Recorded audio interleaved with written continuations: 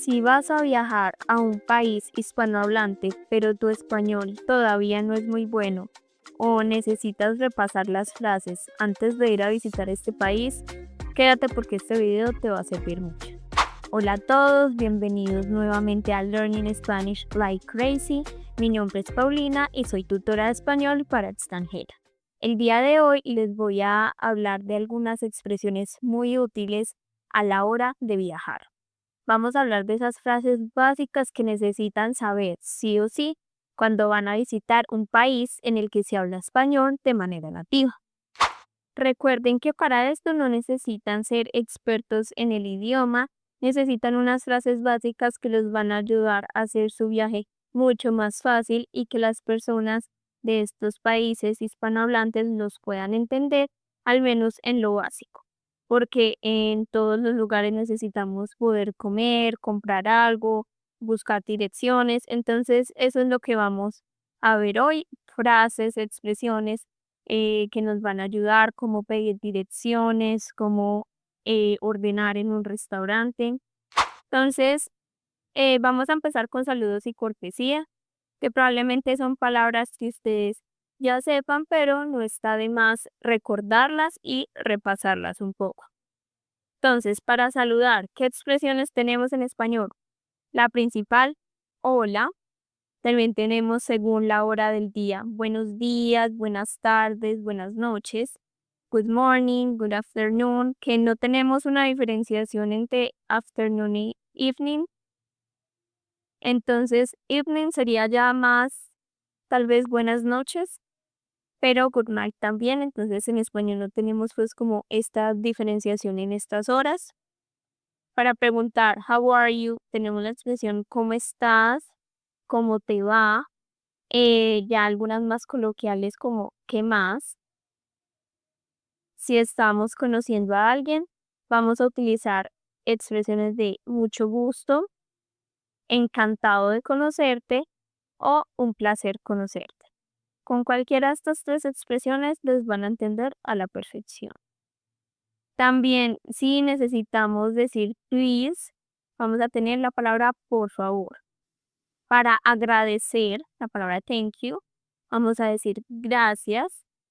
En algunas partes, por ejemplo en Colombia, se escuchan expresiones para agradecer como mi Dios le pague o Dios lo bendiga. Estas también pueden ser unas expresiones que pueden escuchar para que ustedes sepan si se las dicen, no se queden sorprendidos o no entiendan a qué se están refiriendo, ya saben qué significa gracias. Para decir you're welcome, de nada o con gusto. Cualquiera de las dos expresiones está perfecto.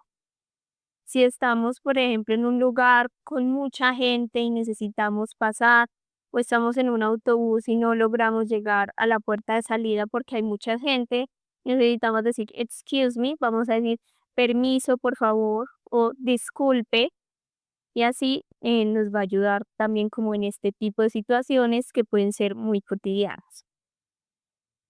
Ahora, si estamos en el aeropuerto, por ejemplo, eh, hay expresiones que vamos a necesitar, por ejemplo, para ubicarnos.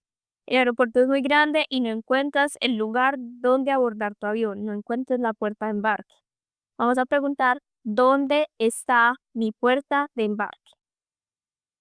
También desde el aeropuerto para llegar a algún lugar, ¿cuánto cuesta un taxi hasta Ciudad de México, por ejemplo? O a la dirección a la que ustedes necesiten llegar. ¿Dónde puedo tomar un autobús?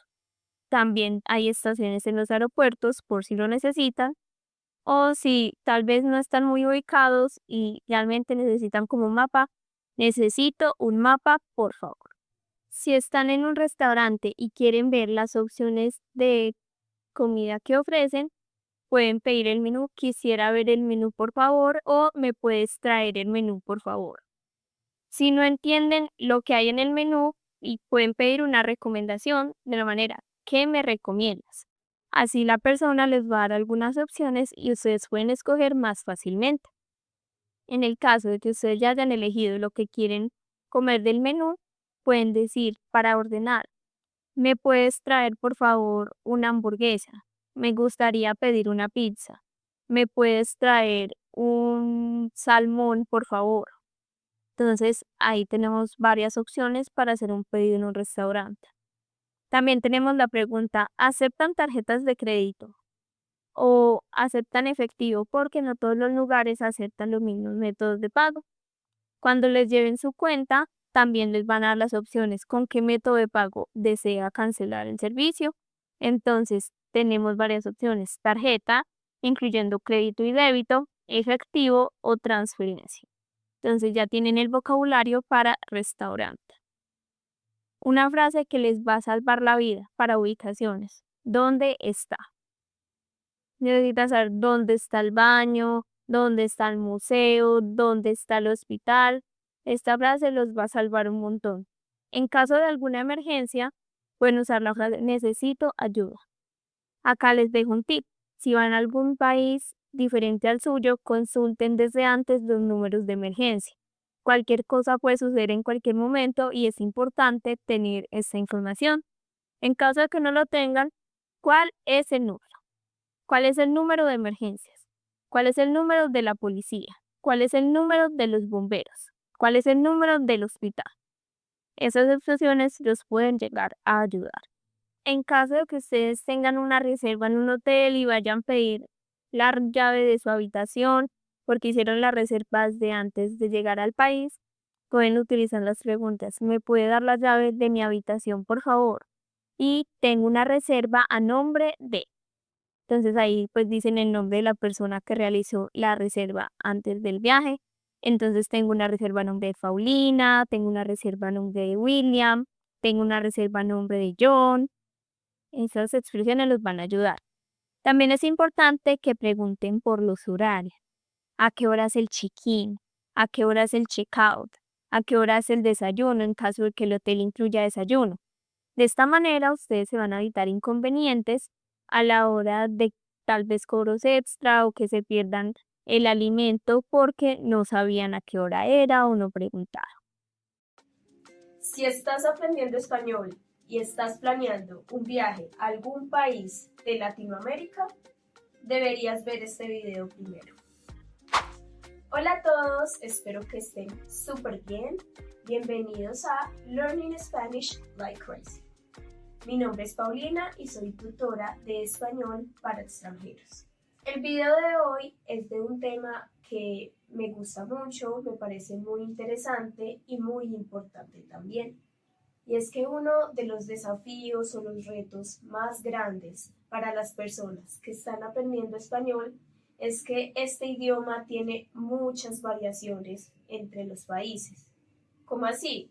Usamos diferentes palabras para referirnos a una misma cosa, depende del país en el que estés. Incluso entre nosotros mismos, los latinoamericanos, no entendemos a veces cuando alguien de otro país usa una palabra que tal vez no existe en el vocabulario del nuestro. Entonces es un tema muy interesante. Hoy vamos a hablar de algunas de esas palabras. Les voy a dar bastantes ejemplos para que ustedes estén preparados cuando hablen con alguien de algún país latinoamericano.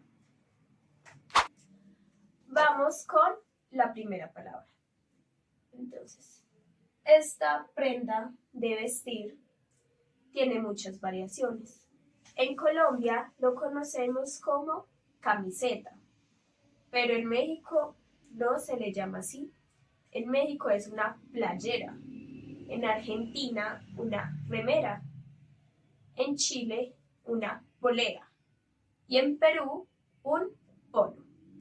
Entonces, como ven, para una prenda de vestir exactamente la misma se le dice de diferente manera según el país en el que estés. Palabra número 2.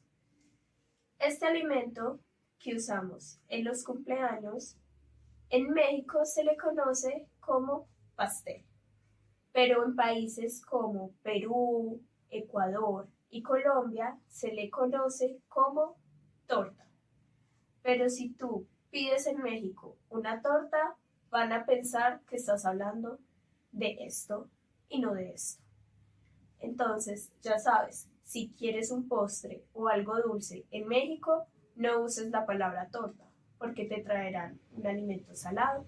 Mejor usa la palabra pastel. Palabra número 3. Si estás en un restaurante y necesitas este objeto para tu bebida, es mejor que pienses primero en qué país estás. Esta es probablemente una de las palabras que más cambia en el español. En México es un popote, en España una pajita, en Costa Rica se le conoce como calimete, en Colombia es un pitillo y en Ecuador es un sorbete. Y hay más variaciones en los demás países, entonces es una palabra que debes pensar muy bien. Palabra número 4. Este alimento no tiene un mismo nombre en todos los países de Latinoamérica. En países como México, la mayoría de Centroamérica como Honduras o El Salvador, incluso en países de Sudamérica como Venezuela y Colombia, se le conoce como aguacate. Pero en países como Argentina, Uruguay, Paraguay, se le conoce como palta. Ni siquiera suenan parecido, pero es otra de las variaciones que tiene el español en cuanto a la comida. Palabra número 5. El famoso alimento que no nos puede faltar cuando vamos a cine. ¿Cómo te enseñaron en tus clases de español que se decía esta palabra? Porque es probablemente una de las que más cambia. En México se le conocen como palomitas de maíz, al igual que en España. Pero en Venezuela son cotufas, en Chile son cabritas, en Colombia cambia incluso según la ciudad. Algunos le llaman crispetas y otros le llaman maíz pira. En Argentina son pochoclos, en Uruguay se le llama pororó. Entonces esta definitivamente es una de las palabras que más cambia según el país. Palabra número 6. Para esos días de verano, donde hace mucho calor y nos queremos refrescar, nos gusta ir a este lugar. Pero para este tenemos 3 palabras diferentes en español: alberca, pileta y piscina. En México se le conoce como alberca. En países como Argentina y Uruguay se le conoce como pileta. Y en el resto de los países le decimos piscina. Palabra número 7. Esta es probablemente una de las más curiosas o más interesantes, al menos para mí. En Panamá se le conoce como porotos a este alimento. En México y en Cuba se le conoce como frijoles, con un acento en jo. Pero en Colombia, ¿qué hacemos con esta palabra? Cambiamos la entonación y la llamamos frijoles. Y en países como Perú simplemente cambian una letra y le llaman frijoles. Y en países como Venezuela le llaman caraotas. Entonces es una palabra que también varía bastante, pero en entonación y en letra. Palabra número 8. El objeto que usas para escribir, no el lápiz, sino ¿cómo le llamas? Porque incluso entre las mismas ciudades de Colombia cambia la manera en la que le llamamos a este objeto. Algunas ciudades le dicen lapicero, en otras le dicen esfero y en otros países usan palabras como bolígrafo o pluma. Palabra número 9. Para esta palabra quise escoger una que, aunque en todos los países la conocemos de una misma forma, para decirla de una manera un poco más informal y un poco más como nativos, sí cambia la palabra. Y es la cerveza. Entonces, la cerveza en México es chela o cheve. En Colombia es pola. En Ecuador es biela. En Argentina es birra. En Panamá es pinta. Entonces es interesante también ver cómo, aunque tenemos una palabra en común, también tenemos otras palabras para referirnos a esta misma cosa. Hasta aquí llegamos con el video el día de hoy. Es un video en el que incluso yo aprendí mucho sobre los demás países de Latinoamérica. Es impresionante cómo, siendo países que hablamos el mismo idioma, que estamos tan cerca los unos de los otros, usamos palabras tan diferentes entre sí y todas las palabras son válidas. Todas las palabras en cada país tienen su historia detrás y su cultura y la razón de ser de por qué le llaman así a estos alimentos, a estos objetos, a estos lugares. Este video no es para que ustedes que están aprendiendo español se estresen. Es un video en el que espero que hayan aprendido bastante. Es para que entiendan la riqueza y la diversidad del español, porque esta variedad es lo que hace a este idioma tan especial. No se tienen que saber de memoria todas las palabras de cómo se dice en cada país, evidentemente. Si van a viajar a algún país de Latinoamérica, sería buena idea que investiguen un poco de esa región antes de ir para que puedan tener una mejor experiencia. Latinoamérica es muy diverso. Los países entre nosotros tenemos muchas diferencias. De hecho, ya tenemos un video donde hablamos de diferentes palabras que usa cada país para referirse a una misma cosa. Pero esto no es lo único en lo que nos diferenciamos los países latinoamericanos. Cada país, de hecho, ciudades dentro del mismo país, tienen diferentes acentos, diferentes maneras de hablar, de pronunciar. Y esto hace que tal vez sea un poco más difícil el aprendizaje del español, pero hay unos acentos que tal vez son un poco más fáciles de entender que otros. Entonces, hoy vamos a hablar de este tema, de los acentos. Hola a todos, bienvenidos una vez más a Learning Spanish Like Crazy. Mi nombre es Paulina, soy tutora de español para extranjeros y como les expliqué al inicio del video, hoy vamos a hablar de los acentos en los países de Latinoamérica. Para empezar, ¿qué va a ser difícil de entender un acento o no?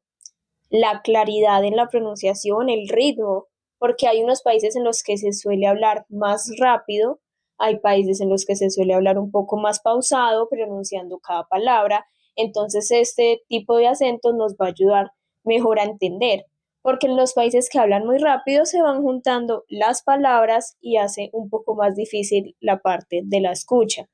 También depende mucho de los modismos, de los dichos que tienen en cada país, porque si cambian mucho las palabras y tienen mucho modismo, va a ser un poco más difícil poder entender este tema. Otra de las cosas que va a influir mucho en si entiendes un acento o no con más facilidad o con más dificultad es que en algunos acentos se suelen omitir la pronunciación de las letras o se suelen hacer más cortas o le suelen agregar letras adicionales y esto va a tal vez complicar un poco el proceso. Ahora, tal vez te preguntes, ¿por qué es importante hablar de los acentos? He recibido muchas veces preguntas de Paulina, ¿con qué serie, de qué país puedo empezar a practicar mi escucha? Tengo la oportunidad de viajar a algún país de Latinoamérica, pero no sé qué país escoger porque no sé a quién le puedo entender mejor. Entonces, hoy vamos a hablar de esos grados de dificultad que tiene cada acento para que tú puedas escoger mejor ese nivel de dificultad con el que vas a comenzar tu aprendizaje o con el que vas a mejorar.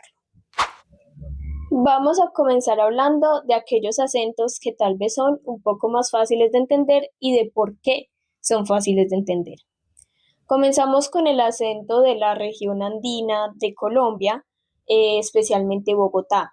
Tienen un acento un poco más neutro que el resto de las ciudades, tienen un ritmo muy pausado, muy suave, lo que hace fácil para entender, no tienen tantos modismos en las palabras, entonces es un acento que se puede entender con facilidad. En otras ciudades de Colombia, como en la zona de la costa, se suelen omitir letras como la S, entonces es un poco más difícil comprender estas palabras. Y un acento muy similar al de Colombia es el de Ecuador. También es reconocido por ser suave, pausado, entonces también es ideal para comenzar a aprender. El de Perú, por excelencia, es probablemente uno de los acentos más neutros del español. Su pronunciación es muy clara, su ritmo para el hablar es pausado, entonces puede ser más fácil para los extranjeros comenzar a aprender con este tipo de acentos, especialmente en la zona de Lima, la capital de Perú. También el centro y norte de México puede ser una buena opción en cuanto a acentos. ¿Por qué? Porque es un acento al que estamos acostumbrados debido a que muchas de las telenovelas y los doblajes que escuchamos cotidianamente provienen de México, entonces es un acento con el que se está más familiarizado. Ahora, uno de los acentos que puede resultar más retador cuando estás aprendiendo español son los acentos de Argentina y Uruguay. ¿Por qué? Primero, porque el uso del pronombre vos es más común, mientras que en el resto de países de Latinoamérica se usa más el tú. Entonces, esto lo hace un poco más complicado. Y también la pronunciación de las letras y la L. ¿Por qué? Porque en Argentina y en Uruguay tienen un acento para esta letra más como un sonido del SH. Entonces, en vez de decir tal vez llave, van a decir llave. Entonces, en vez de decir cómo te llamas, van a decir cómo te llamas. Entonces, esto puede complicar un poco el entendimiento, pero es un reto interesante a la hora de aprender español. Otro de los acentos retadores podría ser el de Chile. La complicación con el acento de Chile está en la velocidad con la que habla. Chile es un país en el que se acostumbra a hablar muy rápido, entonces puede ser más difícil captar palabra a palabra qué me está diciendo la otra persona. Además, también tienen muchos modismos y abreviaciones para las palabras. Entonces, por ejemplo, la palabra para, ellos lo pueden abreviar como pa. Entonces, hace un poco más difícil este proceso. También países como Cuba tienen el problema, entre comillas, de la velocidad. Hablan muy rápido y a esto se le suma la omisión de las letras S al final de las palabras. Entonces muchas veces no van a pronunciar la letra S, se omite. Entonces, si estás acostumbrado a escuchar ya una palabra muy clara con todas las letras que está, y llegas a Cuba y tal vez no la pronuncian, puede ser un poco más complicado entender de qué te están hablando. Ahora, ¿con qué acento les recomiendo yo que aprendan español? La respuesta sería con todos. Es importante que no se acostumbren a escuchar un solo acento, porque si se acostumbran a solo uno, tal vez si van a hacer un viaje a otro país diferente o conocen a una persona nativa de un país diferente al que están acostumbrados al acento, puede que tengan problemas para entenderlo y se frustren con su español y esa no es la idea. La idea es que aprendan de todos, va a ser más rico culturalmente en el conocimiento que ustedes van a adquirir, escuchar distintos acentos, podcast, música, películas de países variados.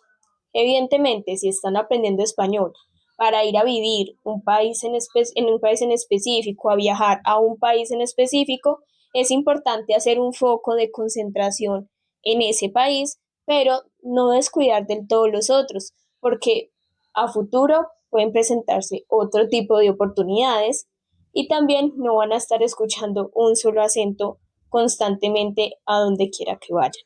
Entonces, lo que yo recomiendo es escuchar bastante contenido, como les digo, podcast, música, películas, hablar con personas nativas que conozcan, pero de países variados. Si estás aprendiendo español por hobby, puedes escoger primero el acento que te parezca más fácil e ir descubriendo poco a poco diferentes acentos, consumir distinto contenido. Si vas a viajar a algún país en específico o tienes de interés un país en específico, enfócate mucho en familiarizarte con sus modismos, con su forma de hablar. Busca bien a qué ciudad te diriges. ¿Por qué? Porque como les digo, en los mismos países cambia el acento de ciudad en ciudad. Entonces es muy importante estar muy familiarizados con este tema. Si dentro de tus planes está conocer Colombia y dentro de esas ciudades que quieres ir a visitar está Medellín, este video es perfecto para ti. Hola a todos, espero se encuentren muy bien. Mi nombre es Paulina, soy de Medellín, Colombia y bienvenidos nuevamente a Learning Spanish Like Crazy. El día de hoy vamos a hablar de un tema que me gusta mucho y que sé que a los estudiantes de español, a las personas que están aprendiendo este idioma, también les interesa mucho. Y es el tema de las jergas. ¿Por qué? Porque empecemos definiendo qué es una jerga. Una jerga es como un conjunto de palabras que se utilizan dentro de una región, un grupo de personas, que son palabras que se adoptan dentro de una cultura, pero que pueden de pronto no ser palabras oficiales. Por ejemplo, en el español pueden ser palabras que no están muchas veces avaladas por la RAE, que es la Real Academia de la Lengua Española, la que se encarga pues como de la parte gramatical y estructural del idioma, pero son palabras tan comunes dentro de una cultura que se vuelve como algo oficial dentro de ella. Entonces, el día de hoy les voy a hablar pues desde mi conocimiento y mi experiencia que me he criado en Medellín toda mi vida sobre algunas de las palabras más comunes que usamos acá y que son jergas, que tal vez en otros países no se usan o no se usan mucho o no se sabe el significado y es algo que en las clases pues normalmente académicas del español no te enseñan porque por lo que les digo no es oficial gramaticalmente hablando, pero es muy importante. Si vas a viajar, a estudiar un tiempo acá en Medellín, es importante conocer estas palabras. ¿Por qué enfocado en Medellín y no en Colombia? Porque dentro de Colombia tenemos muchísima diversidad y entonces incluso lo que pasa entre países que cambia una palabra, también pasa dentro de los países en sus distintas regiones. Entonces, hoy nos vamos a concentrar específicamente en Medellín. Entonces van a aprender un poco más de la cultura paisa. Que paisa es el gentilicio que usamos para las personas de Antioquia, especialmente de Medellín, que es la capital de este departamento. Entonces les voy a dar algunas palabras, les voy a decir qué significan y les voy a dar algunos ejemplos de oraciones en las que se usan. Vamos a empezar con la palabra parcero o parce. Acá es muy común escuchar a las personas, hey parce, hola parce. Parce viene siendo un equivalente a amigo. Cuando nos queremos referir a un amigo, a una persona de manera amistosa, utilizamos parcero o parce. Esto es un lenguaje muy coloquial, esto no es algo formal, entonces, por favor, no lo vayan a usar, por ejemplo, en un trabajo, si tienen una reunión importante. Hola, parceros, no, porque esto es un lenguaje informal. ¿Por qué? Porque son bien. Entonces, como, hey, parce, vamos a tomarnos un tinto. Esta expresión sería, hey, amigo, vamos a tomarnos un café. ¿Qué es otro? Al café aquí le decimos tinto. Vamos con otra expresión muy común. ¿Qué más? O ¿qué hubo? ¿Qué más y qué hubo significan cómo estás? Si tú llegas a una persona, hey, ¿qué más? Hey, ¿cómo estás? Entonces ya tú sabes que vas a responder, ah, muy bien, ¿y tú cómo estás? O cuando decimos, ¿qué hubo? ¿Usted cómo va? Nos estamos refiriendo a cómo estás. Es una manera diferente de hacerlo cuando estamos ya entre amigos, más en confianza, en un ambiente relajado, informal. Entonces, esa sería otra de las palabras. Esta me gusta mucho, me parece muy interesante cuando uno la piensa, camellar. ¿Camellar a qué les suena a ustedes? Que lo primero que uno pensaría es en este animal, el camello. Pero cuando acá hablamos de camellar, lo usamos como sinónimo de trabajar. Entonces, sí, es simplemente el verbo trabajar. Ah, me toca camellar más tarde. Me toca trabajar más tarde. Otra expresión, estar enguayabado. Estar enguayabado es la resaca. Ese hangover cuando estás muy borracho y al otro día te despiertas y te sientes mal, te sientes enfermo, es que estás enguayabado. Esto suena muy similar a una fruta que tenemos acá que se llama guayaba. Esto es una guayaba. Pero estar enguayabado es tener resaca después de haber bebido en la noche. Otro que se usa mucho con los extranjeros, de hecho, esta frase, dar papaya.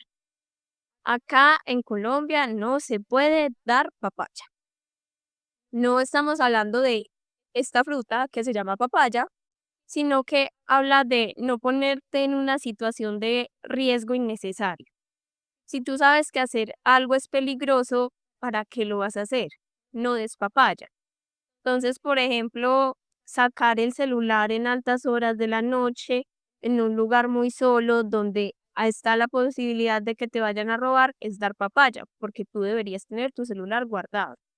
O si tú vas eh, estás en un restaurante y tienes que ir al baño y dejas todas tus pertenencias ahí en la mesa, como si nada, estás dando papaya porque no puedes dejar tus cosas sobre.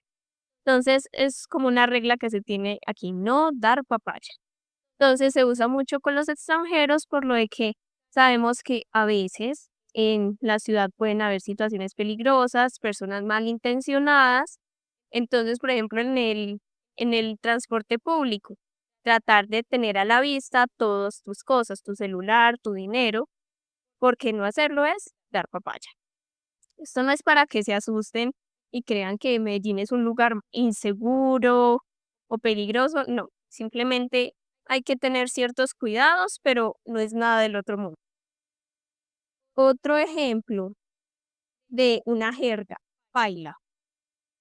Acá paila la podemos utilizar para este utensilio que se usa para cocinar, la paila para hacer el huevo revuelto, pero cuando decimos que algo está paila, es que algo está mal o que ya no tiene solución, como, no hice la tarea, ya paila. ¿Por qué? Porque ya no hay nada que hacer.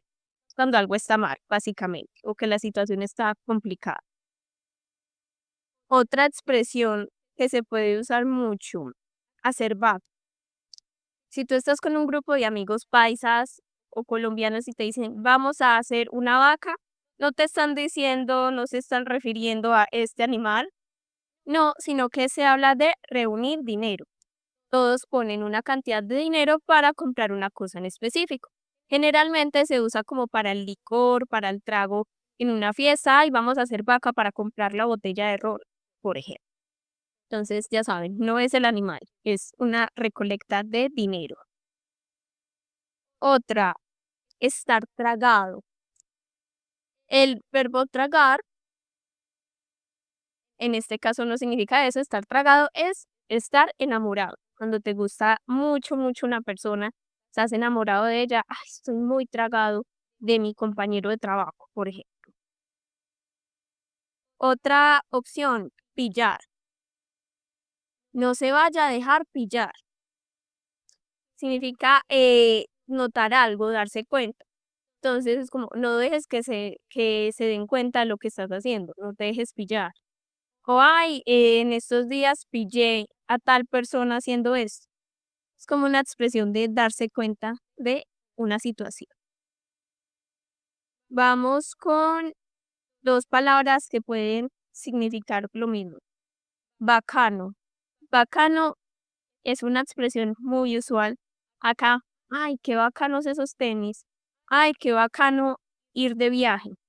Bacano es como algo increíble, algo muy bueno. Otra opción que tenemos muy chévere. Les iba a explicar diciéndoles que era algo muy chévere, pero chévere también es una jerga. Aunque sé que la palabra chévere se usa en otros países. Otra palabra, brutal. Uf, ese concierto estuvo brutal. Brutal en este caso significa también algo increíble, que estuvo muy bueno, muy divertido. Entonces, ahí les dejo como esas palabritas. Vamos a ver, les voy a decir unas frases y ustedes van a intentar descifrar a qué me estoy refiriendo. Ese man está tragado de su vecina. Ese hombre está enamorado de su vecina.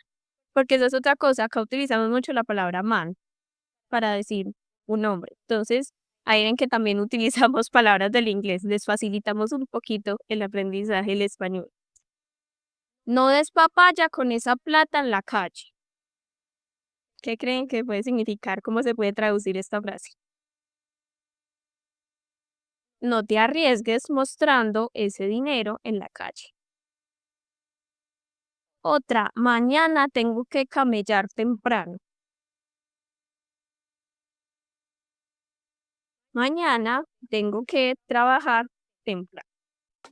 Si estás aprendiendo español y estás planeando tu próximo viaje a Latinoamérica y quieres que tu próximo destino sea México, este video te va a encantar porque vas a aprender muchísimo más sobre el lenguaje en este país. Hola a todos, espero se encuentren muy bien el día de hoy. Mi nombre es Paulina, soy su instructora de español para extranjeros de Learning Spanish Like Crazy. Bienvenidos nuevamente al canal. El día de hoy vamos a hablar de un tema que a ustedes les gustó mucho en el video pasado, que hablé sobre la jerga colombiana. Sé que a ustedes les gusta mucho aprender como estas expresiones diferentes que se usan en Latinoamérica y escogí que vamos a hablar el día de hoy sobre México porque sé que es uno de los destinos que a ustedes más les interesa, más les gusta. Entonces sé que al pensar en Latinoamérica o planear un viaje, México siempre encabeza generalmente pues las listas de deseos de las personas extranjeras. Entonces me pareció importante compartirles a ustedes algunas expresiones que se usan en el español allá. Porque yo les he repetido muchas veces en los videos, el español cambia mucho incluso de ciudad en ciudad. Ahora de país en país cambia muchísimo más y es importante conocer como la manera en la que se comunican las personas generalmente en su día a día, porque muchas veces no nos expresamos de una forma gramaticalmente estructurada y correcta, sino que tenemos unas expresiones que culturalmente se han ido adaptando. Entonces, hoy vamos a hablar de esas expresiones en México. La primera, cuando alguien te pregunte ¿qué onda? Te está preguntando básicamente ¿cómo estás? Entonces, puedes responder, nada, aquí tranquilo, estoy bien, muy bien, ¿y tú? ¿Qué onda? Es un sinónimo de ¿cómo estás? Empezamos pues con una expresión sencilla. Otra expresión. Tenemos dos palabras aquí, chido y chingón. Las dos palabras son muy comunes de escuchar en México. Entonces, ambas palabras van a significar como algo genial o algo increíble. Pero chido es informar, pero se puede utilizar casi que en cualquier ocasión. Digo casi porque si estás en una reunión, una junta importante de trabajo, en una presentación de tu universidad, no vas a usar la palabra chido. Pero chingón es un poco más fuerte, puede resultar un poco más vulgar. Pero ambas expresiones se usan. Entonces, alguien se compró una camiseta nueva y te dice, mira mi nueva playera, que ya no le dicen camiseta sino playera. Tú le puedes decir, ay, está bien chida, está increíble, está bonita. Vamos con no manches y no mames. Son expresiones que se utilizan para expresar como asombro o incredulidad. Cuando no le crees mucho a alguien de lo que está diciendo, no manches o no mames. O, como les digo, sorpresa, si alguien te dice, ay, me gané la lotería, no manches o no mames. Aquí la diferencia entre estas dos es lo mismo con qué chingón y qué chido. No manches es una expresión como más suave, pero no mames es un poco más vulgar, más fuerte. Vamos con la expresión estar crudo. ¿Qué creen que significa? ¿Recuerda lo que significa guayabo en Medellín? Pues la expresión guayabo y estar crudo son sinónimos. Entonces, en México vamos a decir estoy crudo cuando alguien tiene resaca, la famosa resaca. Después de beber mucho la noche anterior en una fiesta, al otro día que estás un poco enfermo, te duele la cabeza, estás crudo. Tenemos otra expresión que es fresa, que se utiliza para describir a una persona que actúa como de manera muy sofisticada o muy presumida. Si alguien te dice, ay, yo no quiero ir a ese restaurante porque es muy barato, ay, no seas tan fresa. ¿Por qué? Porque pues un restaurante, no porque sea barato, es malo. Entonces así se les dice a las personas cuando son como muy presumidas. También tenemos la expresión echar flojera. Significa básicamente relajarse, no estar haciendo nada. ¿Qué haces? Nada, aquí echando flojera. Significa básicamente esto. Estar pedo. Cuando alguien está pedo significa que está borracho. Cuando ya te pasaste copas, ya tienes mucho alcohol en tu cuerpo, ya el licor empezó a hacer mucho efecto, estás borracho. Entonces, diferencia entre estar pedo y estar crudo. Estar pedo es durante la fiesta, mientras estás bebiendo, y estar crudo es al día siguiente, cuando ya enfrentas las consecuencias de haber bebido demasiado, es estar pedo. Otra expresión muy común, chale. Es una palabra que se utiliza para expresar desilusión o frustración. Alguien te dice, ay, se canceló el concierto de tu artista favorito. Chale. No pasé el examen. Chale. Simplemente es una expresión que no significa oye, sino que se usa para estas situaciones que generan como desilusión. Ponerse las pilas. Esta es una expresión que también usamos en Colombia y es que hay que concentrarse o enfocarse mucho en algo. Hijo, mañana tienes examen. Tienes que ponerte las pilas a estudiar. Tienes que esforzarte, tienes que concentrarte. La siguiente expresión a mí me gusta mucho. Es aguas. Aguas en México se utiliza como sinónimo de la palabra cuidado. Se utiliza para dar como una advertencia de un peligro. Entonces, aguas, viene un coche. Entonces, ya tú vas a saber que aguas significa cuidado. Si escuchas en la calle aguas, no creas que te están hablando tal vez de la bebida, puede que te estén advirtiendo de un peligro. Entonces, esa expresión, en lo personal, me gusta mucho. Tener feria. Feria en México va a ser sinónimo de dinero. ¿Puedes prestarme dinero? No tengo feria, estoy en ceros. No tengo feria, no me han pagado el trabajo. Feria es un sinónimo de dinero. Ahora, la última expresión es estar hasta la madre. Estar hasta la madre es una expresión de estar cansado, harto o molesto por algo. ¿Cómo está el tráfico hoy? No inventes, estoy hasta la madre de tanto coche. Cuando ya estás muy agotado de una situación o de cualquier cosa, utilizas estoy hasta la madre.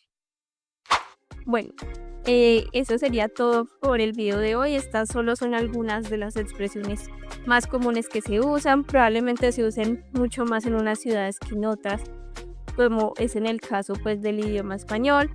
Pero la idea es que vayamos aprendiendo de las distintas expresiones de los distintos países. En uno de los comentarios de los videos me dejaron como sugerencia este tema y me pareció espectacular. Hola a todos, mi nombre es Paulina, soy de Medellín, Colombia y soy su instructora de español de Learning Spanish Like Grace. En uno de los videos que tenemos en el canal me dejaron en los comentarios como sugerencia, creo que fue Jordan, sobre hablar sobre los gestos en Latinoamérica. Los gestos que usamos y me pareció un tema muy interesante porque los gestos hacen parte de la cultura y la comunicación y es algo pues que nos enseña muy a menudo en clases de gramática o cuando estás aprendiendo español porque estas clases se centran principalmente como en el habla y el habla pues como aceptada, formal, correcta gramaticalmente, pero los gestos se dejan un poco de lado y es algo muy importante porque a veces omitimos palabras o frases y los intercambiamos con gestos. Entonces vamos a hablar de algunos de los que conozco. Yo estoy más familiarizada con los de Colombia, especialmente en Medellín, pero consulté en algunos otros países qué gestos utilizan y me di cuenta que tenemos bastantes en común. Entonces vamos a comenzar.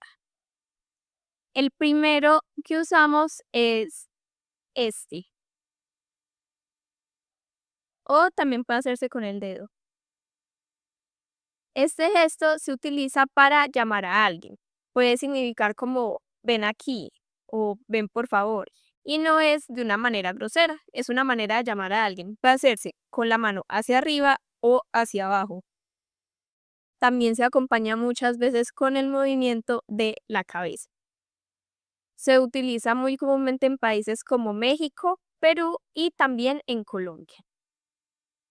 En algunos lugares de Europa esto puede parecer como muy autoritario o grosero, pero acá es algo un poco más normal.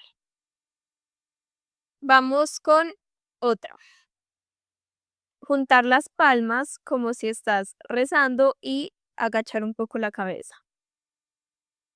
Esto puede significar dos cosas. Este gesto se usa más que todo en Argentina, México y un poco en Colombia. Puede significar por favor, como rogando, por favor. O también si no agitas como las manos, sino que haces así con la cabeza, significa gracias. Es como, ay, gracias. O si quieres usarlo como por favor, es más como un gesto más desesperado, como por favor. Es un gesto muy común. Otro que usamos es enseñar el codo y poner la mano aquí así, hacer así. ¿Qué significa esto? Que la persona es muy tacaña. ¿Por qué? Porque en Colombia tenemos una expresión para las personas tacañas que es una persona coda o que es muy codo. Entonces, cuando se hace así, es para referirse a que alguien está siendo muy tacaño. Esto sí puede ser un poco más grosero, por decirlo de alguna manera. Ahora, seguimos con la mano. Vamos a agitarla así, de esta manera, para decir como está haciendo mucho calor, el clima está caluroso. Pero si ya esto en algunos países puede significar como vergüenza ajena, como, uy, como que estás avergonzado si se acompaña de una risa como, uy, es vergüenza ajena. Pero si lo usas como así nada más es calor. Ahora, si volteamos la mano y la agitamos así, significa como que fuerte, que impresión o eso es peligroso. Alguien cometió un error en el trabajo y te miras con tu amigo, es porque alguien cometió un error y va a ser una situación fuerte. Entonces es como, ay, qué impresión, eso está muy fuerte. La mano así de lado, ya más derecha y hacia la cara es más que calor. Esto se puede encontrar mucho en el Caribe y en República Dominicana.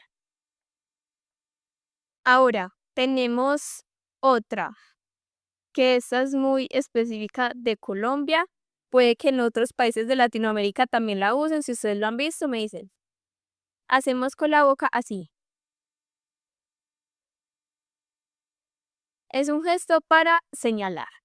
Si nos preguntan, ¿dónde está tal objeto? No hablamos, sino que con la boca. Ahí está. En vez de señalar así, se hace con la boca. Entonces, si le preguntas a un colombiano, ¿dónde está X cosa?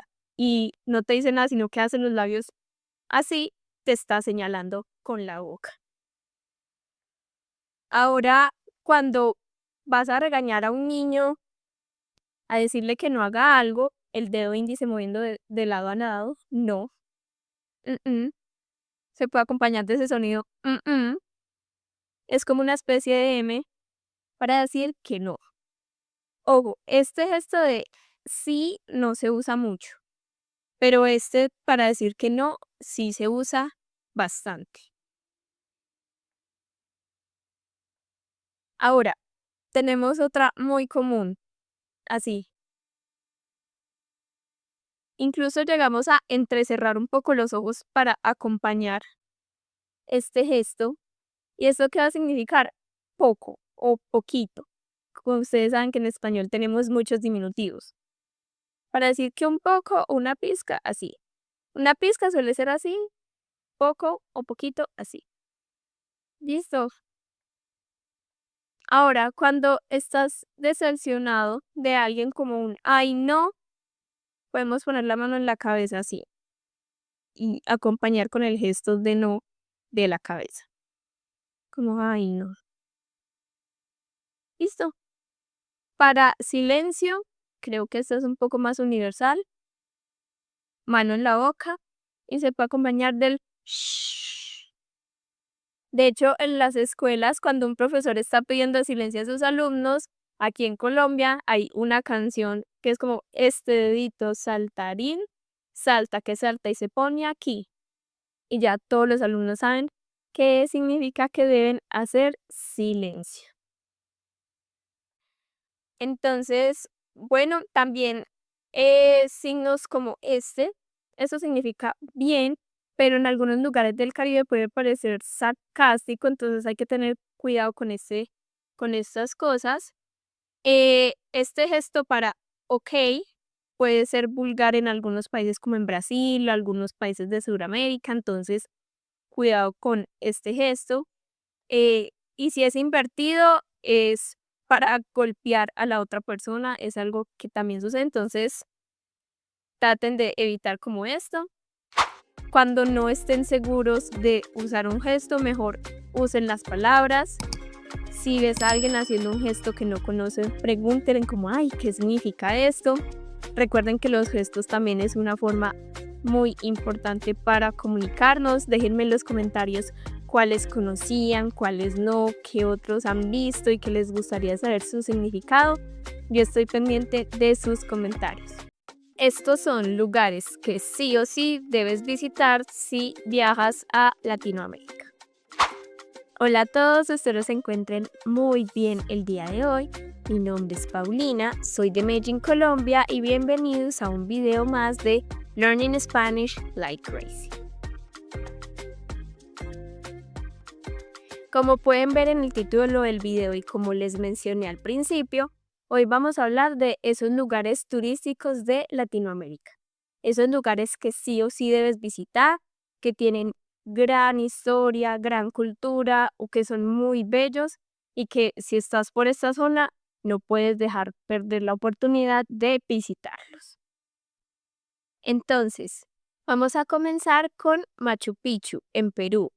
Realmente es uno de los lugares más famosos de Latinoamérica y que definitivamente no puedes dejar pasar. Puedes llegar caminando por el camino Inca o en tren. ¿Listo? Son unas ruinas de la civilización Inca que son de los fundadores de las ciudades del país de Perú. Está en lo alto de los Andes. Entonces, este es un sí o sí en la lista de viajes.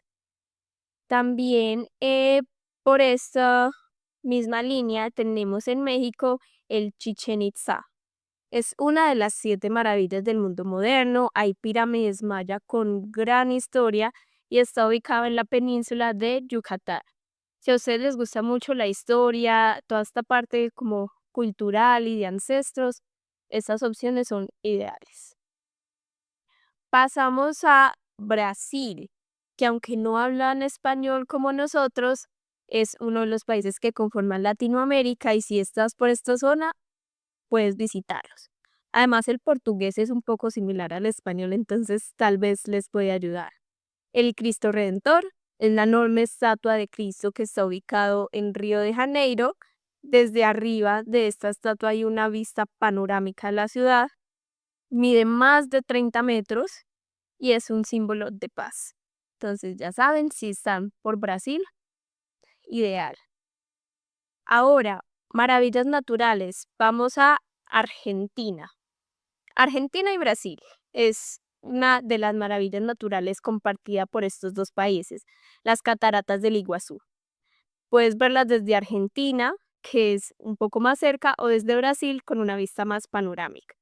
Son gigantes y el sonido del agua es increíble, es una maravilla natural que de seguro les va a encantar. Ahora, si a ustedes les gusta lo colonial, autos viejos, música en vivo, el ritmo caribeño, viajar un poco al pasado en esta cultura latinoamericana, La Habana Vieja en Cuba es el lugar ideal para que ustedes visiten. También tenemos en Bolivia, en Sudamérica, el Salar de Uyuni es el desierto de sal más grande del mundo. Y de hecho, cuando llueve, el suelo refleja el cielo como si fuera un espejo. Entonces tú te sientes caminando como en el cielo, o sea, es una experiencia que de verdad tienen que aprovechar y no se pueden perder. Es una maravilla natural de la que tal vez no se habla mucho y es increíble. Muy recomendada la experiencia. Muy similar a La Habana Vieja, pero en Sudamérica tenemos a Cartagena de Indias en Colombia. Es una ciudad colonial con murallas, de hecho se le conoce como la ciudad amurallada. Tiene balcones con flores, está cerca al mar Caribe, es perfecto para historia, playa, comida de mar deliciosa. O sea, combina mucho de esa experiencia de playa, si a ustedes les gusta la playa, con esa parte histórica y cultural. Hay muchas exhibiciones de nativos de este lugar. Es muy, muy bello. Se los recomiendo bastante. También tenemos a la antigua Guatemala, que son calles empedradas, iglesias antiguas, volcanes. De hecho, es Patrimonio de la Humanidad declarado por la UNESCO. Entonces, se siente mucho la historia en cada una de las calles de la antigua Guatemala. En Chile, por ejemplo, también tenemos las Torres del Paine. Son montañas, lagos y glaciares en la Patagonia chilena. Es un paraíso para los que les guste hacer senderismo, si a ustedes les gusta mucho caminar entre la naturaleza. Este lugar, las Torres del Paine, va a ser ideal para su viaje. Y por último, tenemos a quien conecta a Centroamérica con Sudamérica, la ciudad de Panamá y el Canal de Panamá. Es una ciudad moderna junto a un canal histórico que conecta a dos de los océanos. Es un lugar clave de economía y de historia mundial y que es muy impresionante también a la vista. Es una obra de ingeniería impresionante. Entonces, también súper recomendado. ¿Qué necesitas para estos viajes? Aprender las frases básicas del español, que de hecho en el canal tenemos un video con frases útiles para viajar. Entonces, para saludar, ¿qué expresiones tenemos en español? La principal, hola. También tenemos según la hora del día, buenos días, buenas tardes, buenas noches. Good morning, good afternoon, que no tenemos una diferenciación entre afternoon y evening. Entonces, evening sería ya más, tal vez buenas noches, pero good night también. Entonces, en español no tenemos pues como esta diferenciación en estas horas. Para preguntar, how are you, tenemos la expresión ¿cómo estás? ¿Cómo te va? Ya algunas más coloquiales como ¿qué más? Si estamos conociendo a alguien, vamos a utilizar expresiones de mucho gusto, encantado de conocerte o un placer conocerte. Con cualquiera de estas tres expresiones les van a entender a la perfección. También si necesitamos decir please, vamos a tener la palabra por favor. Para agradecer, la palabra thank you, vamos a decir gracias. En algunas partes, por ejemplo en Colombia, se escuchan expresiones para agradecer como mi Dios le pague o Dios lo bendiga. Estas también pueden ser unas expresiones que pueden escuchar para que ustedes sepan si se las dicen, no se queden sorprendidos o no entiendan a qué se están refiriendo, ya saben qué significa gracias. Mucho respeto por la cultura y por la historia. Esto es clave en cualquier lugar que visiten. Protector solar, agua, muchas ganas de explorar. Muchos de estos países no piden visa. Si viajas desde Europa o América Latina, entonces si esto les sirve, perfecto. ¿Sabías que en Latinoamérica en enero hay algunos países que están en pleno verano mientras otros están en invierno? Hola a todos, espero se encuentren muy bien el día de hoy. Mi nombre es Paulina y soy su tutora de español de Learning Spanish Like Crazy. Bienvenidos nuevamente a esta serie de videos que estamos realizando en el canal, donde hablamos del español tanto gramaticalmente como de la cultura de los países que hablan español. Entonces, como aquí hablamos de todo un poco de cultura, de historia, de datos curiosos, hoy vamos a hablar de las estaciones del año en Latinoamérica. ¿Por qué? Porque es muy importante a la hora de planear un viaje o de visitar un nuevo país, tener muy claro en qué estación queremos ir. Y aunque en Latinoamérica somos un conjunto de países muy unidos, no estamos todos los países con la misma estación todos los meses del año. Entonces, hoy les voy a decir en qué época se encuentra cada uno para que ustedes puedan planificar mejor su visita a Latinoamérica. Entonces, como les decía, no todos estamos en las mismas estaciones porque en el hemisferio sur mientras es invierno, en el hemisferio norte va a ser verano. Y al contrario, por ejemplo, en enero en Colombia hace calor, pero en Argentina también, aunque estén un poco alejados. Entonces, todo va a depender de la posición de la Tierra, del Sol y la inclinación del eje terrestre. Entonces, en la América Latina estamos divididos en dos hemisferios, como les comentaba, norte y sur. Entonces, vamos a ver algunos países en qué hemisferio están ubicados. En el hemisferio norte, que van a tener las estaciones como en Estados Unidos o en Europa, van a estar México, Cuba, República Dominicana, países de Centroamérica como Guatemala, Honduras, El Salvador, Nicaragua y Venezuela, aunque se encuentre muy cerca al Ecuador. En el hemisferio sur vamos a tener a países como Argentina, Chile, Paraguay, Uruguay, una parte de Brasil, una parte de Bolivia y una parte de Perú. Y sobre la línea del Ecuador vamos a tener a Colombia, Ecuador, parte de Perú y parte de Brasil. Estos países no tienen estaciones tan marcadas. En países cercanos al Ecuador no hay estaciones marcadas como primavera, verano, otoño, invierno. Estos son países como Colombia, Ecuador, parte de Venezuela, Brasil, Perú. Entonces, como no tenemos estaciones, por ejemplo, acá en Colombia no vemos nieve en alguna estación del año, son temporadas secas y temporadas de lluvia. Entonces, un ejemplo, en Medellín, en Colombia, puede hacer alrededor de 25 grados centígrados todo el año. Pero en meses como abril y octubre llueve mucho y a veces en meses como diciembre y enero casi no llueve. Entonces, a la época en la que llueve mucho se le conoce como temporada de lluvias y a la temporada seca es cuando no llueve mucho. Esto con los países que no tenemos estaciones. Solo tenemos estas dos temporadas, pero el clima se mantiene estable durante todo el año.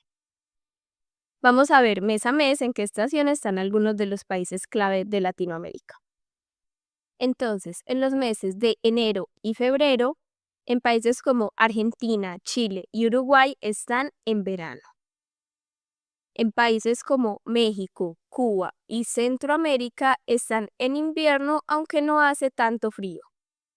Y los países de la zona ecuatorial, como Colombia, Ecuador y Perú, están en estación seca en algunas de sus zonas.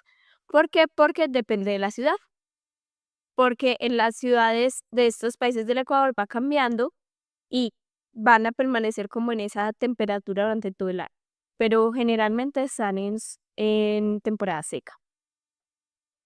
Vamos con marzo, abril y mayo. En Argentina, Chile y Uruguay están en otoño. En México y Centroamérica en primavera. En países como Colombia son lluvias, las famosas lluvias de abril. En abril es un mes que suele llover demasiado por estas horas. Junio, julio y agosto. En Argentina, Chile y Uruguay están en invierno.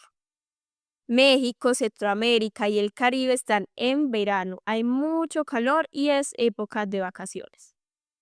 En Colombia y Ecuador hay lluvias en algunas zonas, pero la mitad de las otras zonas están en temporada seca. Septiembre, octubre y noviembre para Argentina, Chile y Uruguay va a ser primavera. Para México y Centroamérica va a ser otoño y en Colombia otra vez temporada de lluvias. Entonces, según las estaciones, ¿qué actividades se hacen en los países? Por ejemplo, en Argentina, cuando están en verano en enero, es vacaciones en la playa, visitar la Patagonia, son de las actividades principales. En Chile, en invierno, o sea, más o menos como en julio, esquiar en los Andes es el plan ideal.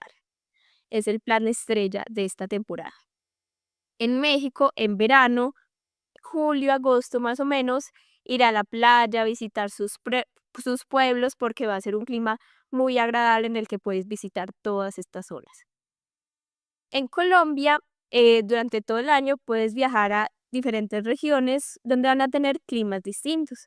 Es decir, si vas a la costa de Colombia, vas a tener un verano impresionante, mucho calor, pero en esas mismas fechas, si vas a un lugar como Bogotá, vas a poder experimentar frío, entonces depende, busca como las ciudades de los países que están ubicados en las líneas del Ecuador para que conozcas su clima durante todo el año.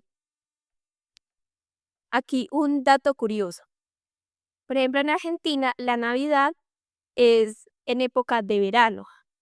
Entonces, toda la Navidad es con un clima muy caluroso, no como estamos acostumbrados tal vez a verlo en las películas. Pero en México es invierno y hace frío en el norte, pero en el sur de México va a ser calor durante esta temporada. Entonces, bueno, ya saben que acá en América Latina somos muy diversos incluso con el clima, entonces cuando estén planeando su itinerario y su viaje a un país de Latinoamérica, estén muy seguros de en qué estación quieren viajar y cuál es el país que van a visitar, las ciudades que van a visitar, para que pueda ser un clima que a ustedes les agrade y puedan hacer las actividades que tienen planeadas. Si todavía no has comido, tienes un poco de hambre, te recomiendo que guardes este video para después, porque te aseguro que luego de este video vas a quedar súper antojado de probar todas las delicias de las que vamos a hablar el día de hoy. Hola a todos, espero se encuentren muy bien. Mi nombre es Paulina, soy de Medellín, Colombia y soy su tutora de español de Learning Spanish Like Crazy. Como les comenté al principio de este video, hoy vamos a hablar un poco sobre gastronomía. Vamos a hablar sobre esos platos típicos de cada país de Latinoamérica. Vamos a mencionar varios, cuáles son algunos de sus platos más famosos. Si eres de Latinoamérica, tal vez si estás viendo este video, no quiero que te sientas ofendido si no menciono un plato de tu región, porque es cierto que aunque hay un plato representativo de cada país en general, cada región, cada ciudad de cada país tiene un plato distinto, un plato representativo. Por ejemplo, en Colombia no se come el mismo tipo de comida en la parte de la costa como Montería o Barranquilla, Cartagena, que en lugares como Medellín o lugares como Bogotá. Se tienen costumbres un poco diferentes, pero hoy vamos a hablar solo de algunos platillos representativos de cada país. Entonces vamos a comenzar porque también la gastronomía es una forma muy interesante y muy divertida de acercarse a un idioma, porque te permite conocer la cultura, cuando vas de viaje sabes qué tipo de comida esperar, entonces espero que este video les guste mucho. Empezamos con México. México es conocido por sus tacos, especialmente los tacos al pastor. Estos tacos se preparan con carne de cerdo marinada, servida en tortillas con piña, cebolla, cilantro y salsa generalmente picante, aunque también tienen para los gustos y los paladares que no les gusta mucho el picante. En Argentina tenemos que su plato insignia es el asado. Tienen una salsa chimichurri para acompañar las carnes que es deliciosa, entonces son distintos cortes de carne que se asan en parrilla lentamente y se acompañan con esta salsa. Tenemos que en Colombia, por ejemplo, especialmente en la región de Antioquia, tenemos la bandeja paisa. La bandeja paisa es un plato muy abundante que incluye arroz, frijoles, carne molida, chicharrón, huevo frito, plátano maduro, aguacate y por supuesto la arepa. En Perú tenemos que uno de los platos más famosos de la gastronomía peruana, y que de hecho la gastronomía peruana es una de las más reconocidas a nivel mundial, es el ceviche. El ceviche se prepara con pescado crudo marinado en jugo de limón, ají, cebolla morada y cilantro. También se acompaña con maíz y camote. Es un plato muy delicioso, sobre todo si a ti te gusta la comida de mar, la gastronomía peruana te va a encantar. En Chile tenemos las empanadas de pino. Esas empanadas chilenas están rellenas de carne molida, cebolla, huevo duro, aceitunas, pasas y son horneadas, son empanadas horneadas que quedan doradas y crujiente que se siente genial en la boca. En Ecuador tenemos un platillo llamado encebollada, que es una sopa de pescado con yuca cebolla encurtida, que es como el protagonista en este plato, por eso se llama encebollado, y especias. Es muy popular, sobre todo a la hora del desayuno o para la resaca o el guayabo, como lo llamaríamos aquí en Colombia. Entonces, cuando bebes mucho y al otro día te sientes mal, el encebollado es una sopa que te va a ayudar a sentirte mucho mejor. En Venezuela tenemos las arepas. Aunque sé que hay una pelea, entre comillas, constante entre Colombia y Venezuela de dónde son las arepas, es cierto que en Venezuela también es un platillo muy representativo. Sobre todo que en Venezuela las arepas son rellenas con otro tipo de ingredientes. Entonces es un pan redondo hecho de harina de maíz y se rellena con queso, carne desmechada, pollo, aguacate, tiene muchas combinaciones. En Brasil tenemos un guiso de frijoles negros con diferentes tipos de carne, de cerdo y de res, acompañado con arroz, farofa y naranjas. Este platillo se llama feijoada. Sabemos pues que Brasil no es un país hispanohablante, pero pertenece a Latinoamérica. Y sé que muchos de ustedes cuando viajan por estos lugares también les gustaría conocer Brasil, entonces por eso decidí incluirlos en este video. Vamos un poco para Centroamérica, Guatemala. El pepián es un estofado espeso hecho con carne de pollo o res, verduras y una salsa a base de tomate, ajonjolí y distintas especias. Es también un plato que suena muy interesante, me gustaría probarlo alguna vez. Si ustedes ya lo han probado, déjenme en los comentarios qué tal les pareció. Tenemos que en Costa Rica tenemos el famoso gallo pinto. Es un plato típico del desayuno costarricense. Está hecho con arroz, frijoles mezclados con especias y acompañado de natilla, huevo y plátano maduro. Se llama gallo pinto, para que lo anoten en su lista si van de viaje a Costa Rica. En Panamá tenemos el sancocho.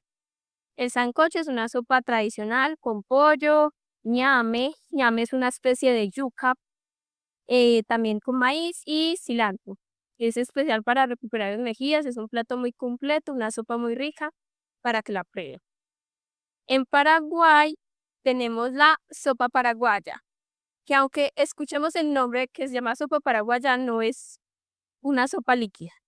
Es un pan de maíz con queso y cebolla que se hornea hasta quedar como dorado y esponjoso. Entonces es un nombre engañoso.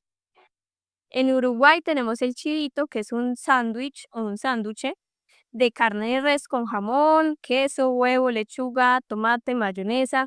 Es una comida rápida de Uruguay y es una de las más típicas que se pueden encontrar pues, en este lugar. En Bolivia tenemos las salteñas, que son empanadas jugosas rellenas de carne, queso, huevo, lechuga, tomate. También tenemos en República Dominicana el mangú, es un puré de plátano verde hervido, acompañado de cebolla roja encurtida, queso frito, salami y huevo frito. Acá les irán apareciendo imágenes como estos platillos. En El Salvador, las famosas pupusas. Son tortillas gruesas de maíz, rellenas de queso, chicharrón o frijoles, y son servidas con un curtido que es una ensalada de repollo y zanahoria y salsa de tomate. En Honduras tenemos las baleadas. Son tortillas de harina rellenas de frijol, queso, huevo, carne, que también es comida callejera. Entonces, pues es un plato más de cuando sales a la calle a comer, un plato que puedes encontrar muy seguido en estos lugares. Y en Nicaragua tenemos el nacatamal. Son tamales muy grandes hechos con masa de maíz y están rellenos de carne de cerdo, arroz, papa y otros ingredientes. Este tamal está envuelto en hojas de plátano y se cocen al vapor. Entonces, pues, estos son solo algunos de los platillos más representativos que pueden encontrar en cada país de Latinoamérica. Recuerden que la comida es mucho más que alimentarse, la comida también representa cultura. Déjenme en los comentarios qué platillos de los que mencioné ya han probado o cuál conocen y me recomiendan o quisieran que hablara de más países, de más platillos de otras regiones. También me lo pueden dejar saber. gustaría viajar por Latinoamérica a través de sus festividades o celebraciones más importantes? Te recomiendo que te quedes en este video. Hola a todos, espero se encuentren muy bien el día de hoy. Mi nombre es Paulina y soy su tutora de español para extranjeros de Learning Spanish Like Crazy. El día de hoy, como les comentaba un poco al principio, vamos a hablar de esas tradiciones o esas celebraciones más grandes que hay en Latinoamérica. ¿Por qué? Porque yo sé que ustedes a la hora de planear un viaje a alguna de estas regiones les gustaría vivir esa experiencia completa a través de la cultura, la tradición, y qué mejor manera de vivir esa cultura y esa tradición que a través de las celebraciones más importantes que se realizan en estos países.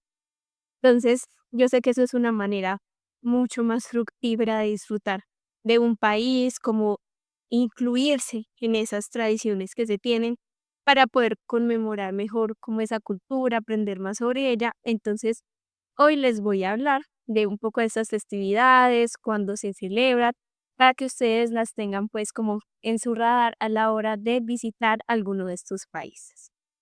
Entonces, vamos a comenzar con uno de los más famosos de Latinoamérica, especialmente de México. ¿Ustedes cuál creen que sea? Hablo del Día de Muertos en México. Es una tradición muy famosa a nivel mundial. Es una fiesta que se celebra el 1 y el 2 de noviembre de cada año. Es una tradición que más que celebrar es como una conmemoración.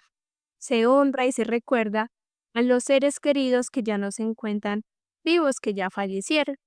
Entonces, en esta festividad, lo que se hace es decorar, música, crear altares, poner fotografías, flores a esos seres queridos, incluso se va a los cementerios, a las tumbas de estas personas y se decora. Es realmente una celebración muy colorida, muy bonita, con un significado muy especial del hecho de recordar a esas personas que ya no están con nosotros físicamente, pero que las seguimos recordando.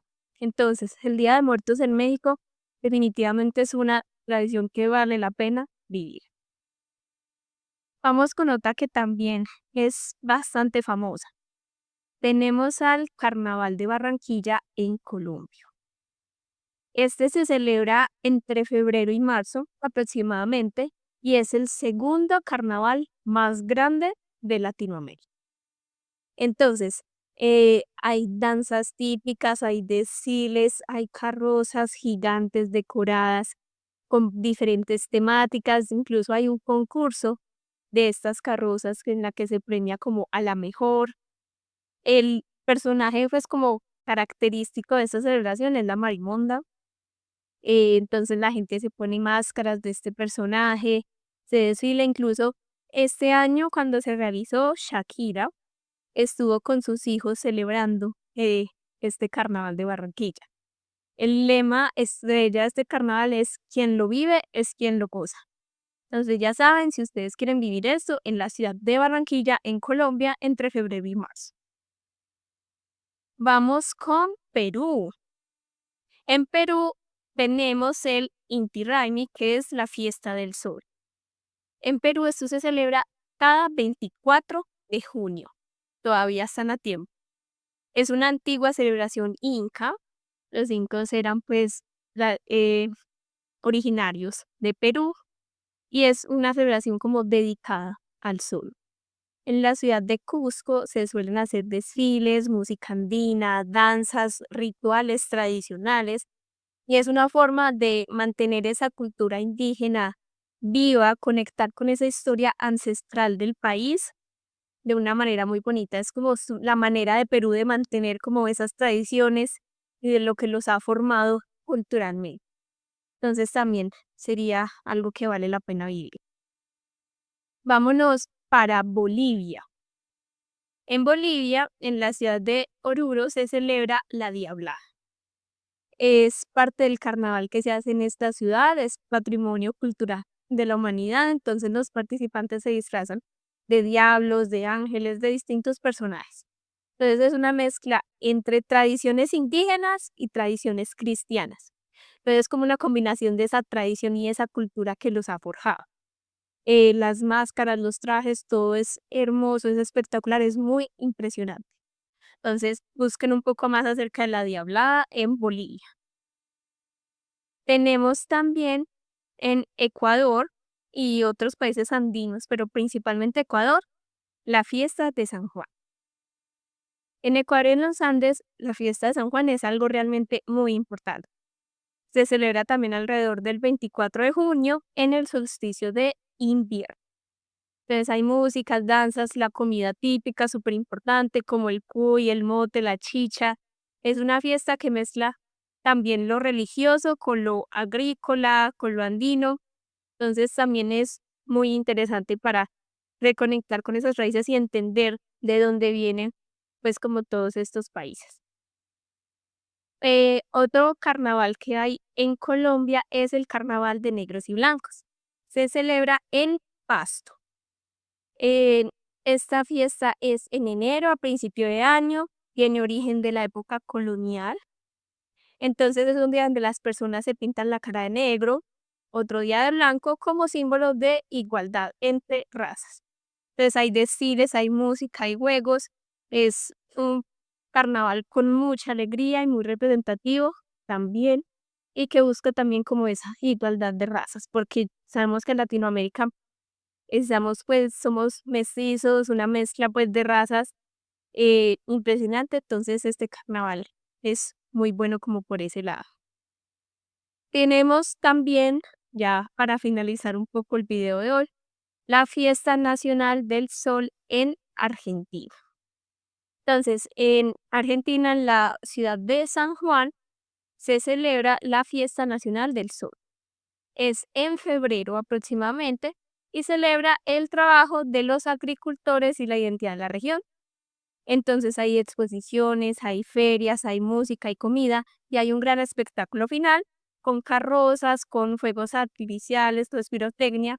Es una fiesta más bien más moderna, pero muy conectada con la naturaleza y que busca mucho apoyar la producción local, pues los artesanos, toda esta parte. Entonces, como pueden ver, realmente en Latinoamérica hay muchísimas festividades, muchísimas celebraciones. Estos son solo algunos de los ejemplos, algunos de tal vez los más emblemáticos o reconocidos a nivel pues como más mundial. Si a ustedes les gustaría una parte 2 en la que hablemos de otros países, de Centroamérica tal vez, o de otros países que no se mencionaron en este video, déjenmelo saber en los comentarios, o alguna fiesta que ustedes conozcan a la que hayan ido, qué tal fue su experiencia. Realmente vivir una cultura a partir de estas fiestas y estas celebraciones y estas tradiciones es lo mejor que pueden hacer si les gusta conectar culturalmente con el país que están visitando.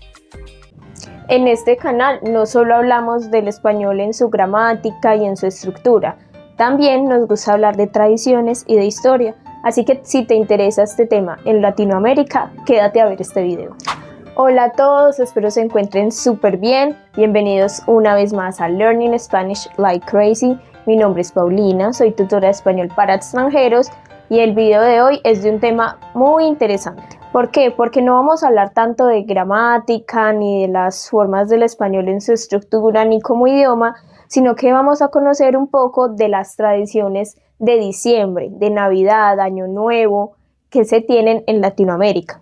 ¿Por qué? Porque diciembre en estos países que conformamos Latinoamérica es un mes muy especial, lleno de fiestas, lleno de tradiciones. Entonces quiero que ustedes conozcan también un poco más de lo que se vive acá, para que se interesen más en venir a visitar durante esta época estos países y aprendan español para que su experiencia de viaje sea mucho más amena. Vamos a comenzar con una tradición muy popular en países como Colombia, Venezuela y Ecuador, la cual es la novena de aguinaldos. La novena de aguinaldos es un periodo de 9 días donde se reúnen familia, amigos o incluso en los barrios de los países para hacer unas oraciones en torno a Jesús y a la espera del nacimiento de Jesús. Entonces cada día se lee una parte de la historia, se comienza desde que María queda embarazada del niño Jesús. Entonces todos los días se reúnen a una misma hora a repetir unas oraciones, a cantar villancicos. Es muy famoso entre los niños, sobre todo porque hacen la novena desde el 16 de diciembre y el 24 se les da un regalo, un detalle, un juguete. Entonces es también una tradición muy bonita y que a veces es muy familiar también. En muchas casas se reúnen cada año a hacer esta preparación y también comparten comida, comparten en familia. Entonces esta es una de las tradiciones principales que tienen los países en diciembre. Esto es sobre todo en los que les mencioné anteriormente: Colombia, Venezuela y Ecuador. También durante esta época del 16 de diciembre al 24 de diciembre, en México se celebran las famosas posadas. Esto representa la búsqueda de María y José de un lugar para el nacimiento del niño Jesús. Entonces, ¿las posadas de qué tratan? Son unas procesiones con cánticos y oraciones que se hacen durante estos días. También está lleno de comida tradicional mexicana, como lo son los tamales y el ponche. La noche del 24 de diciembre es muy importante para Latinoamérica. En general, en la mayoría de los países se celebra en familia durante toda la noche, se hacen comidas tradicionales de cada país. Por ejemplo, en Venezuela lo pueden ser las hallacas, en Colombia se hacen asados, en otros países pueden usar mucho pavo o ensalada fría. Entonces es una fecha en donde se reúne toda la familia y a las 12 de la noche en punto abren los regalos que trajo el niño Jesús. Acá no los trae Papá Noel, sino que los trae el niño Jesús. Entonces es una fecha muy especial, sobre todo para los niños. También entre familias se suelen intercambiar regalos, se da un regalo a cada miembro de la familia. Esto también depende de cada hogar, pero es una tradición que es muy general en todos los países de Latinoamérica, reunirse en esta fecha y compartir bastante en familia. En Colombia se tiene una celebración muy especial a inicios de diciembre. El 7 y 8 de diciembre se celebra el Día de las Velitas. En este día se conmemora la concepción inmaculada de la Virgen María, que quedó embarazada del niño Jesús siendo virgen. Entonces se prenden velitas, se encienden velitas en todas las calles de Colombia, en todas las ciudades. Se encienden unas velitas y se comparte en familia, cada velita con una intención. Se pone una vela y se intenciona por la salud, por la familia, por la prosperidad, para el trabajo, para los viajes. Cada vela que se enciende en esta noche tiene una intención muy especial.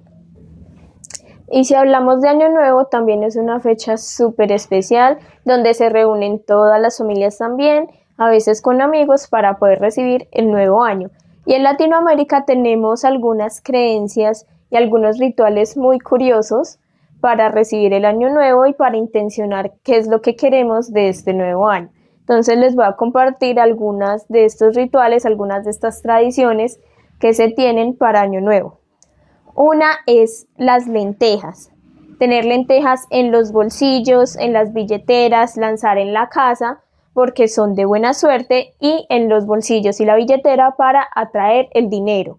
Entonces, cuando son las 12 en punto de la noche, se comienzan a lanzar lentejas por todos lados y a guardarla en los bolsillos y billetera para tener dinero y suerte en este nuevo año. En países como Cuba y Uruguay tienen una tradición muy curiosa de lanzar agua a la calle desde dentro hacia afuera de la casa para limpiar las energías que deja el año viejo. Que todo lo malo del año que pasó se quede en ese año y para el nuevo año tengamos energías renovadas. En países como Ecuador se tiene la tradición de crear muñecos con trapos o con cartón y a medianoche se quema el muñeco. Este muñeco representa el año viejo y todo lo malo de este año y se quema para poder recibir de una mejor manera el nuevo año. Otro de los rituales o creencias que se tienen es, por ejemplo, si tú no tienes pareja y estás buscando amor para el nuevo año, debes recibir el año nuevo debajo de una mesa. Otra de las cosas que se hacen es que a la medianoche te comes 12 uvas y cada que te comes una uva pides un deseo para el nuevo año. Cada uva representa un mes del año nuevo y cuando la comes pides un deseo para ese mes. Otra de las cosas que se hace es Si tienes muchas ganas de viajar, para que el otro año se te cumpla, das una vuelta con una maleta de viaje por toda la cuadra. Das una vuelta corriendo con una maleta a las 12 de la noche y eso te dará muchos viajes en el año nuevo. Entonces es muy común en Latinoamérica ver personas corriendo con sus maletas a la medianoche. Otra creencia muy popular es el tema de los colores. En Año Nuevo está casi que prohibido usar el color negro porque no simboliza buenas cosas para tu nuevo año. Y no solo en la ropa exterior, también cada color de ropa interior significa algo para el nuevo año. Entonces, si deseas prosperidad, éxito, usas ropa interior de color amarillo. Si usas ropa interior de color rojo, tu año nuevo va a estar lleno de amor, de pasión. Si utilizas ropa interior de color blanco, simboliza paz y tranquilidad para tu nuevo año. Entonces el tema de los colores es súper importante en Año Nuevo en varios de los países de Latinoamérica. Como pueden ver, en Latinoamérica diciembre es un mes lleno de celebraciones, de tradiciones, de creencias, de unión familiar, de reencuentros, de fe, de devoción, de religiosidad. De hecho, pues igual, aunque tenemos estas tradiciones en común, cada familia adapta estas tradiciones según los gustos o según cómo fueron criados. Déjenme en los comentarios si ya conocían alguna de estas tradiciones, ustedes qué hacen en sus hogares para estas fechas tan especiales.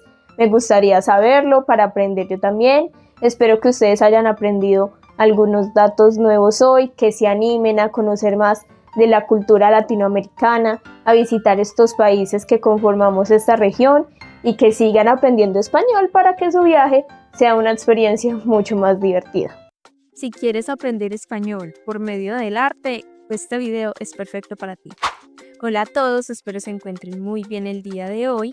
Mi nombre es Paulina, soy de Medellín, Colombia y soy su tutora de español para extranjeros de Learning Spanish Like Crazy. Before watching this video, check the video description to get our newest app for free. Learn Spanish like MF Master of Fluency. And I want you to join to my weekly Spanish Like Crazy Conversation Club every Wednesday. Sign up using the link in the video description and don't forget to hit the notification bell and subscribe to the channel. Bueno, bienvenidos a este video.